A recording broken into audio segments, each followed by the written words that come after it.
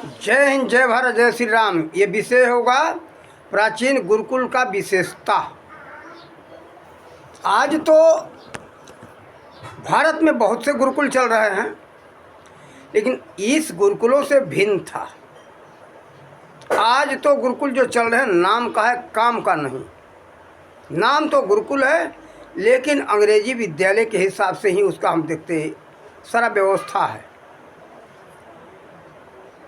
थोड़ा अंतर इतना ही है, आवासीय विद्यालय होता है, लेकिन सारा सभ्यता, संस्कृति, पढ़ाई लिखाई अंग्रेजी के हिसाब से ही चल रहा है। लॉर्ड मैकाले की शिक्षा नीति के अंतर्गत ही ये थोड़ा सा है कि उसमें संस्कृत पढ़ाया जाता है, कर्मकांड तक सीमित है, कर्मकांड से अधिक नहीं। लेकिन हम प्राचीन गुरुकुल के विषय में आप सबको थोड़ा बताएंगे, उसका विशेषता बताएंगे। जो कि भगवान राम के समय में, भगवान श्री कृष्ण के समय में गुरुकुल चलता था, और उन्हीं के समय में भी गुरुकुल था। बहुत से ऋषि, महर्षि और संत गुरुकुल में विद्या अध्ययन किए। उसी गुरुकुल के संबंध में, राम जी के संबंध में आया है कि गुरु गृह पढ़न गए रघुराई, अल्प काल बहु विद्या पाई। देखो, एक बात ये भी है, अल्प काल में बहुत विद्या उन्होंने प्राप्त किया, लेकिन एक बात है उसमें ध्यान रखने जोगे, सभी लोग नहीं प्राप्त कर लेंगे। देखो, उसमें शिक्षक का भी व्यवस्था है, विशेषता है, शिक्षक का विशेषता और विद्यार्थी का भी विशेषता। विद्यार्थी ऐसे रहे होंगे तब जा कर के अल्प समय में सब कुछ उन्होंने प्राप्त किया। भगवान श्री कृष्ण के विषय में आता है कि बहुत कम समय में, 64 दिनों में 64 कलाओं में परिपूर्ण किया था महर्षि संदीपन मुनि ने। लेकिन कैसे? क्या सभी विद्यार्थी 64 कलाओं में परिपूर्ण हो जाएंगे? एक कला में तो उनको कई वर्षों बीत जाता है, तो 64 दिनों में कौन कहे 64 महीनों में नहीं कर पाएंगे। तो ऐसे ऐसे विद्यार्थी का और वैसे गुरु का विशेषता उसमें रहा है। तो ऐसा गुरु हमारा होना चाहिए, आज भी है। विद्यार्थी भी ऐसे हैं, गुरु भी ऐसे हैं, लेकिन बहुत कम संख्या में वो छिपे हुए कहीं मिल जाएंगे तो मिल जाएंगे, उनकी संख्या नहीं, ना के बराबर है। देखो, उस गुरुकुल के विषय में हम विशेषता बताते कि देखो, आज विशेषता बताने का हमारा कारण क्या पड़ा। एक गुरुकुल बनाने की तैयारी चल रही है, और धन्यवाद ऐसे संत के जिनके मुखारबिंद से निकला। ये भावनगर जिले में गांव है सेदड़ा, महुआ तहसील है। उनका नाम है मनसुख दास। दूसरा संत मत में जब आ गए बिल्कुल फक्कड़ शाही में, तो उनका नाम पड़ा ईश्वर दास। और उनके गुरु जी का नाम मुझे याद नहीं है जवानी, किंतु बताते उनके मुखारबिंद से, आज 4-5 दिन पहले का बात है, उनके मुखारबिंद से निकला कि गुरुकुल बनता तो अच्छा होता। तो हमारा तो गुरुकुल बनाने का जीवन ही समर्पित है, हम तो चाहते, लेकिन कोई बनाने का राजी नहीं, उस व्यवस्था से कोई शिक्षा प्राप्त करने का राजी नहीं है। लोग तैयार नहीं तो हम क्या कर सकते। लेकिन वैसे संत तैयार हुए, उन्होंने कहा ऐसे गुरुकुल के विषय में भारत में ये जो है वार्तालाप कहीं कहीं चलता रहता है, लोग चाहते हैं, लेकिन केवल मन चर्चा करने से नहीं होगा, कर्म चर्चा करने से होगा। वो कर्म करो। तो देखो, उन्होंने कहा और हमारा इसी पर तैयारी है। तो आप लोगों को हम गुरुकुल के विषय में विशेषता आप लोगों को बताते हैं कि उस गुरुकुल से क्या लाभ होगा।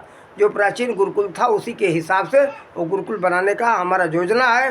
और आज से नहीं, 1989 से हमने घर द्वार इसी के लिए छोड़ा था, लेकिन समाज और सरकार चाहता ही नहीं, तो हम क्या कर लेंगे।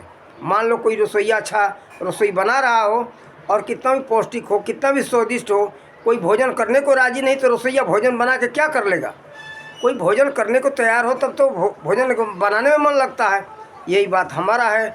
आज हम तो पागल के हालत में बहुत दिनों तक साइकिल लेके घूमते रहे, अब तो हम साधु समाज में जजमानी के हिसाब से घूमते, लेकिन घूम रहे हैं। लेकिन अब अगर भगवान की अगर इच्छा होगी तो लगता है कि वैसा गुरुकुल बनेगा, लेकिन आप लोगों को हम उसके बारे में विशेषता बताएं, उससे क्या लाभ होगा।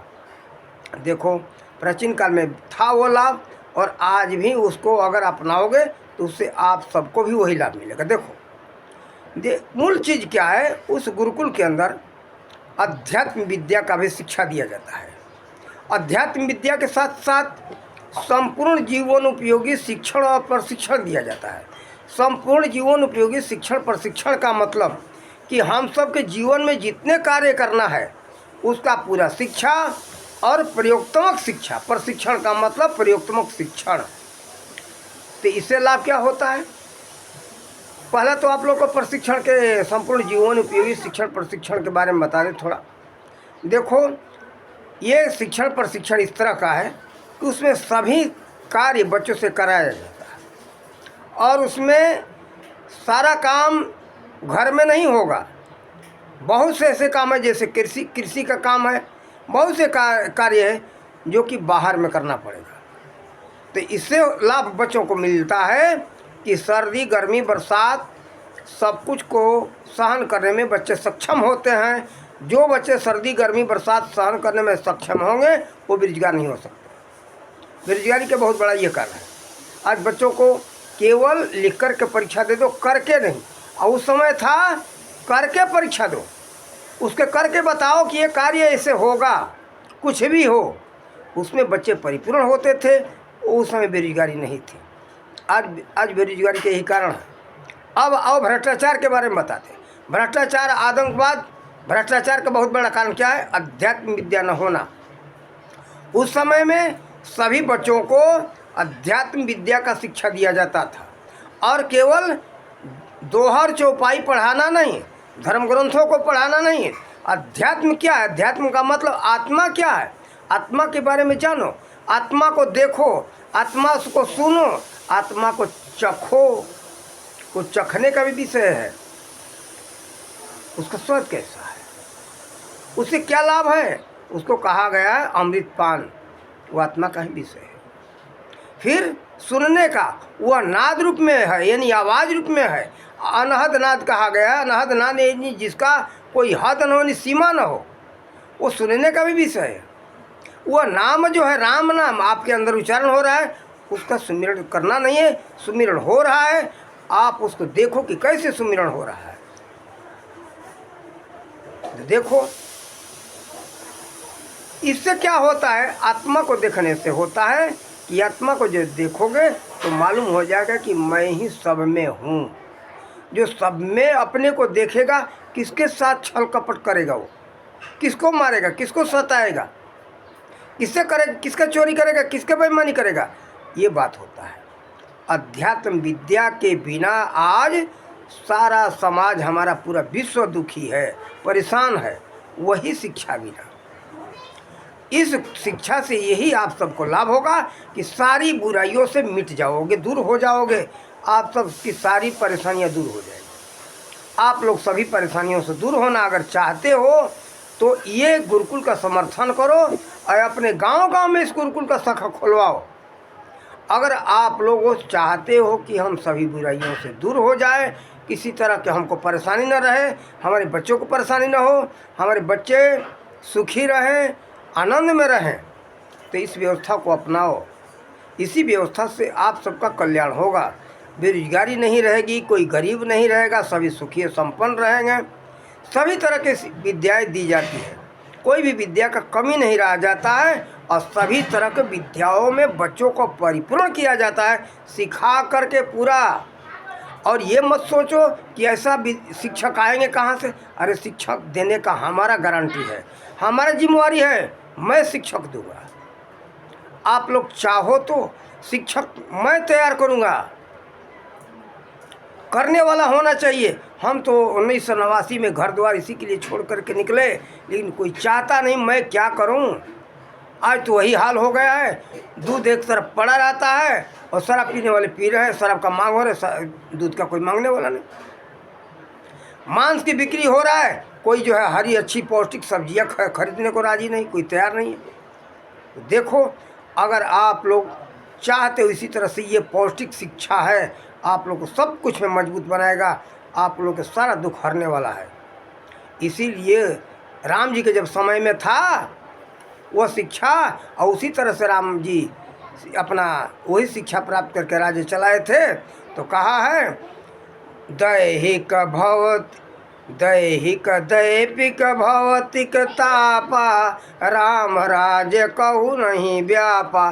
किसी प्रकार का ताप आप लोगों को परेशान नहीं करेगा। अगर इस विद्या से, इस सिद्धांत से आप लोग का बच्चे अगर शिक्षा प्राप्त करें तो बच्चे अच्छे होंगे, विद्वान होंगे और सारा समस्याओं का समाधान करेंगे।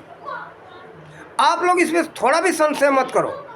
गुरु महाराज जी के आशीर्वाद से वैसा गुण मेरे में है, मुझे मालूम है, मैं जानता हूँ, मैं करूँगा। आप लोग मांग तो करो, चाहो तो सभी तरह के शिक्षक दूंगा आप लोगों को। इसमें दो राय नहीं है, 100% गारंटी के साथ, जिम्मेवारी के साथ कहता हूँ कि आप लोगों को मिलेगा। आप लोग चाहो तो मिलेगा, आप लोगों को दूंगा। मेरा जवाबदारी है, मेरा गारंटी है। आप लोग संशय मत करो कि ऐसा कहाँ से विद्या होगा, कौन देगा। पशु पंछियों तक का भाषा पढ़ाया जाता था तक्षशिला विश्वविद्यालय में, उस तरह का भी हम आप लोग को गुरु देंगे। आप लोग को सब कुछ मिलेगा। कारण कि मन से दृढ़ संकल्प होना चाहिए।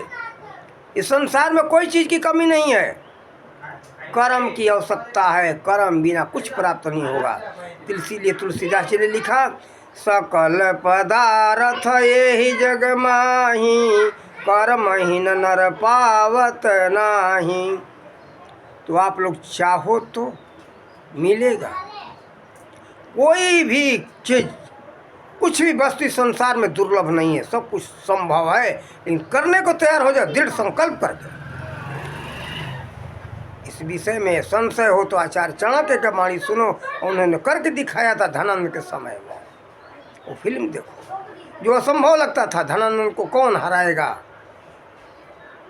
आसमान आकाश से चांद उतार लाने के समान जैसा लगता था।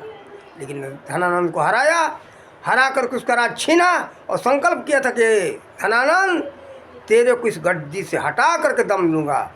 और चोटी में जो गांठ लगाते ब्राह्मण, चोटी का गांठ खोल दिया, कहा कि तेरे को हटा करके रहूँगा, तेरे को हटा करके रहूँगा, गद्दी छीन लूँगा। और छीना। लेकिन दृढ़ संकल्प होना चाहिए किसी कार्य के प्रति। सब संभव है। आप लोग तैयार हो जाओ, आप लोग सुखी हो जाओ। हम यही दृढ़ संकल्प करके निकले थे, लेकिन हमारा दृढ़ संकल्प आप लोग के चाहने बिना कोई काम का नहीं दिखाई दे रहा है। लेकिन अब सरकार समाज में चर्चा चल रहा है और ईश्वरदास जी इस बारे में कहा तो हमें लगा कि ऐसा संभव होगा। देर लगता है अच्छे कार्य में, लेकिन वो होता है। तो एक संत चाह दिए तो औरों को समझाएंगे। और आप लोग इस वीडियो को देखो और समझो। आप लोग चाहो, उसका विशेषता वो ईश्वरदास जी नहीं बता पाएंगे शायद। हमने आप लोग को इस वीडियो में समझाया है और विस्तार में समझाऊंगा। लेकिन लंबी चौड़ी बात बढ़ा करके क्या कहना। संक्षेप में, अध्यात्म विद्या ऐसा विद्या है कि सभी समस्याओं का समाधान करने वाला। आज जो बुराइयाँ, जो छल कपट परपन, चोरी बेईमानी, शैतानी जो दिखाई दे रहा है, सबको दूर करने वाला है वो अध्यात्म विद्या। लेकिन वो काम का होना चाहिए, नाम का नहीं। उस ईश्वर का दर्शन कराने वाला हो गुरु चाहिए। केवल ये नहीं कि जाओ राम राम करो, माला जपो, माला जपने से नहीं होगा। उस ईश्वर का दर्शन कराने वाला श्री सुखदेव जी जैसे गुरु की आवश्यकता है। तो गुरु महाराज जी के आशीर्वाद से वैसा क्षमता दिया है। आप लोगों को विश्वास करो, आप लोग को प्रभु दर्शन मिलेगा, आपके सभी बच्चों को दर्शन मिलेगा। देखने का बात होता है यहाँ, सुनने सुमिरन करने तक का नहीं कि जाओ राम राम करते रहो दर्शन कभी हो जाएगा, वो बात नहीं। आप लोग उदाहरण देकर के समझा दूँ। आप लोगों को न विश्वास हो तो श्रीमद् भागवत महापुराण उठाओ। 12वां स्कंद में अंतिम उपदेश नाम का अध्याय है। उसमें श्री सुखदेव जी ने क्या कहा परीक्षित से, ये परीक्षित, एक तक्षक से तू डर रहा था ना, हजारों तक्षक आकर के डस लेंगे, तू मने मरने वाला नहीं। वहाँ कहा है कि भस्म होने वाला नहीं, यानी मरने वाला नहीं है। आओ अब तू अपने आप को देख ले, जान ले और पहचान ले। तो देखने की बात कहा श्री सुखदेव जी ने, उस तरह से अपने अंदर क्षमता है कि आप लोगों को उस ईश्वर का दर्शन करा सकता हूँ। कोई करने वाला तो हो। और हमारा कुछ नहीं, सब गुरु महाराज जी का आशीर्वाद है, हमारा कुछ नहीं है। ये मत सोचना कि ये व्यक्ति कह रहा है। और गुरु महाराज जी कौन होते? वो परमात्मा के अवतार होते। परमात्मा होते। गुरु ब्रह्मा गुरु विष्णु गुरुदेव महेश्वरा गुरु साक्षात परब्रह्म तस्मै श्री गुरुवे नमः। उस हैसियत से मैं कहता हूँ, गुरु महाराज जी ने हमको दिया है, गुरु महाराज जी का आशीर्वाद से मैं कह रहा हूँ आप लोग को मिलेगा। कौन है? परमात्मा। परमात्मा का आशीर्वाद से सब कुछ प्राप्त हुआ है, सो आप लोगों को दूंगा। हम देने को चाहते, कोई लेने वाला नहीं।